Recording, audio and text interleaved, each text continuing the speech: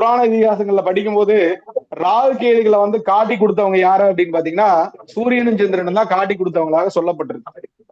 படிச்சிருக்கீங்களா இல்லையா?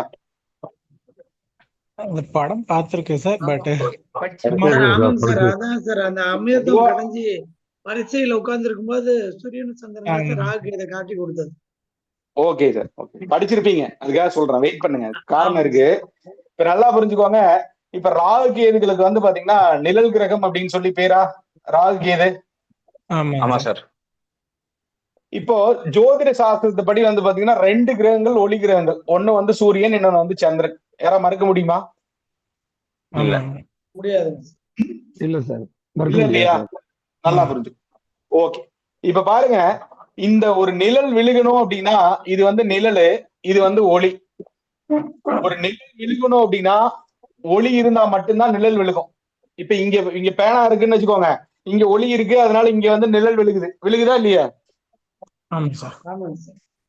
விழுகுதா? அப்ப சூரியன் ஒண்ணு 2 கிரகங்கள் மூலியமா தான் ஒளி கிடைக்குது. ராகுகேதுகளை காட்டி கொடுத்த கிரகங்கள் சூரியன் சந்திரன். அதனால இவங்களுக்கு அவங்க எப்பவுமே வந்து பாத்தீங்கன்னா டிஸ்டர்ப் பண்ணிட்டு இருப்பாங்க அப்படிங்கிற மாதிரி சொல்றாங்க.